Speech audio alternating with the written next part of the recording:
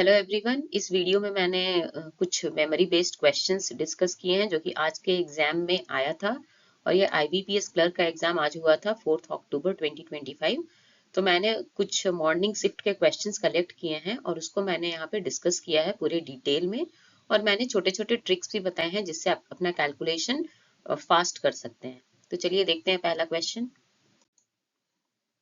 What should come in place of X. So यहाँ पे question दिया है और x के जगह पे कौन सा वैल्यू आएगा वो आपको फाइंड आउट करना है। तो सबसे पहले 10,800 डिवाइडेड बाई 36 हम ये करेंगे। ओके, तो हम जानते हैं 36 के टेबल में 108 आता है। 36 इंटू 3 विल गिव मी 108। तो इसका डिवीजन जो करेंगे उसका आंसर 300 आएगा plus x square equal to 100। अब ये -300 को अगर हम इधर ट्रांसपोज करेंगे तो 100 प्लस 300 400 माइनस 144। ओके, सो 400 माइनस 144 सब्ट्रैक्ट करने पे हमें 256 मिलेगा। तो एक्स स्क्वायर इज 256, तो एक्स होगा रूट ऑफ 256 और 256 का स्क्वायर 16 होता है। तो बी हमारा करेक्ट ऑप्शन होगा। दूसरा क्वेश्चन, इसमें भी हमें एक्स का वैल्यू फाइंड आउट करना है। सो 4/5 ऑफ 1225। नाउ 1225 इसका रूट 35 होता है। देखिए, जो भी नंबर 5 से एंड होता है, ठीक है, उसका स्क्वायर फाइंड आउट करने का बहुत ही आसान ट्रिक है। जैसे हमें 25 इंटू 25 का फाइंड आउट करना है, तो पहले इन दोनों को मल्टीप्लाई कीजिए जो नंबर वंस प्लेस पे है। सो 5 इंटू 5 25।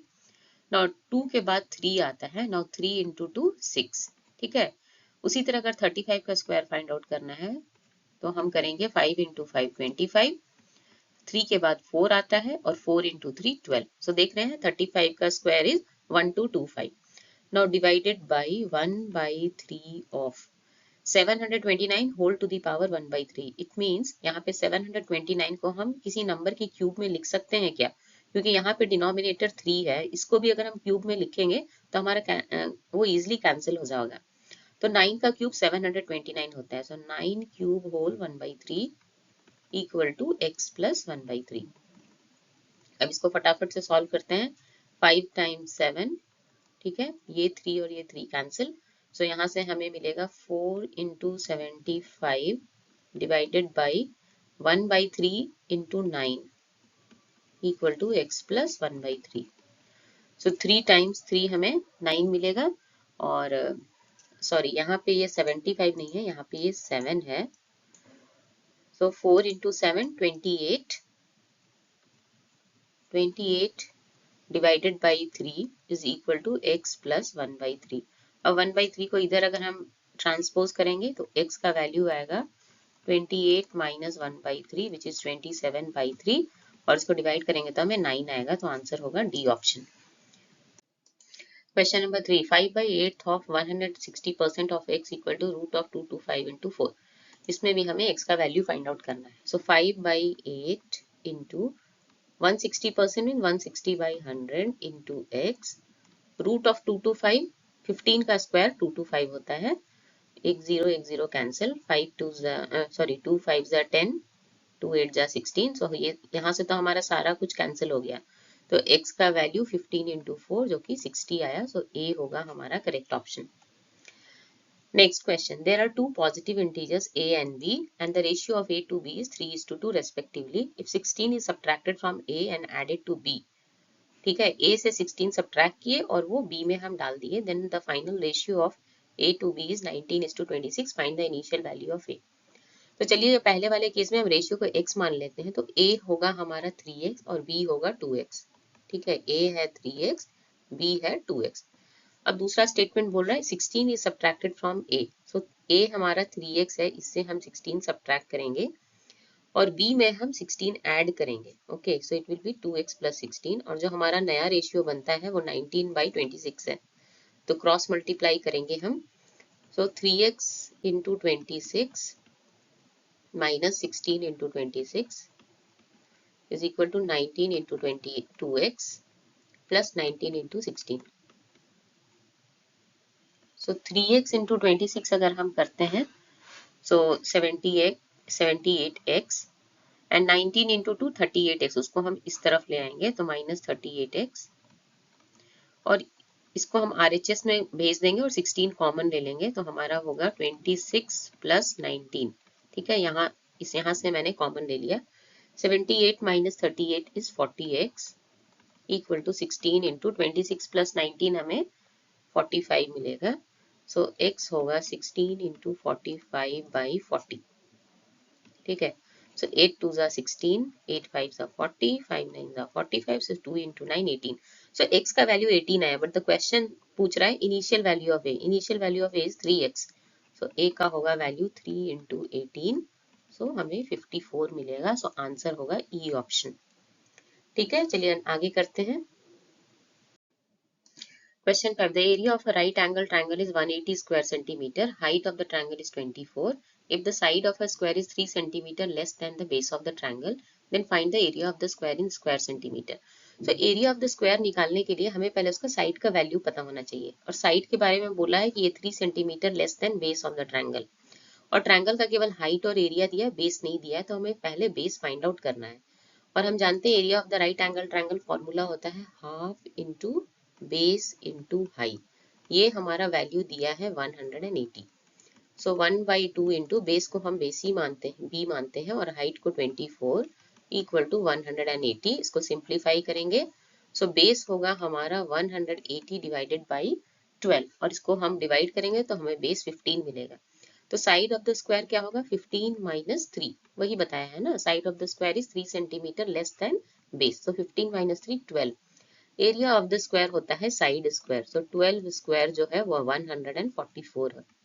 ठीक है, तो आप देख रहे होंगे कि बहुत सारी जगह पे आपको स्क्वायर रूट निकालना है या आपका स्क्वायर फाइंड आउट करना है, सो आपको कम से कम 1 से 30 तक का तो आपको स्क्वायर पता ही होना चाहिए, जिससे आपका कैलकुलेशन बहुत ही फास्ट हो जाएगा। ठीक है, अब चलिए आगे पढ़ते हैं। Question 6. The ratio of the present ages of A to B is 9:5 respectively. If the ratio of A 5 years hence and B 5 years ago is 16:5, then find the sum of the ages of A and B after 10 years. देखिए इसमें बहुत सारा कुछ बोला है। पहले तो present as का रेशियो दिया है, फिर रेशियो दिया है ए का 5 years हेंस। तो हेंस और अगो का क्या मतलब होता है, पहले वो जानना जरूरी है। हेंस मतलब after, okay, after 5 years, and ago मतलब बिफोर 5 years बिफोर। ठीक है, हेंस मतलब बाद, अगो मतलब पहले। तो जो पहला प्रेजेंट एज दिया है, let the ratio be x, तो ए का प्रेजेंट एज होगा 9x और बी का होगा 5x। ठीक है, now ratio of A 5 years hence, 5 years hence मतलब 5 years आफ्टर, तो एक्स ए का एज हो जाएगा 9x प्लस 5 और बी का 5 years अगो। सो अगो मतलब पहले, 5 साल पहले, तो आपको 5 सब्ट्रैक्ट करना पड़ेगा उसके प्रेजेंट एज में। ठीक है, और ये रेशियो दिया है 16/5, तो अब क्रॉस मल्टीप्लाई कर लेते हैं। So 5 into 9 45x plus 25 equal to 16 into 5 80x minus 80। तो 45 को हम इधर ट्रांसपोज करेंगे, माइनस 80 को इधर, सो 25 प्लस 80 जो होगा 105 होगा, and 80x minus 45x 35x होगा। ठीक है, अब इसको हम रिड्यूस करेंगे, तो x will be 105/35, और 35 टाइम्स 3 इज 105। बट आपको फाइंड आउट क्या करना है, sum of ages A and B after 10 years। So पहले प्रेजेंट एज निकालते हैं दोनों का। सो प्रेजेंट एज तो 9x है और 5x है, तो मतलब 9x प्लस 5x, तो 14x। x का वैल्यू हमारा 3 है, सो 14 इंटू 3 42।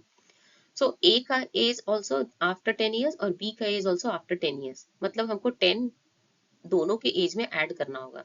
सो हमारा sum of the ages of A and B after 10 years हो जाएगा 42 plus 10 plus 10।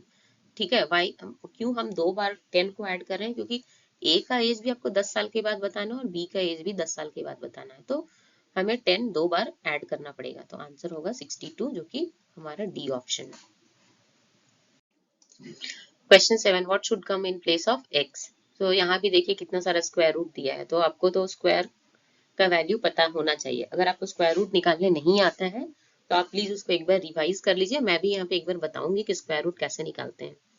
So 1296 divided by 18 का स्क्वायर 324 होता है, सो रूट 324 18 होगा, plus 3078 divided by root of 6561। ये तो बड़ा नंबर है, तो इसको आप फाइंड आउट कर लीजिए।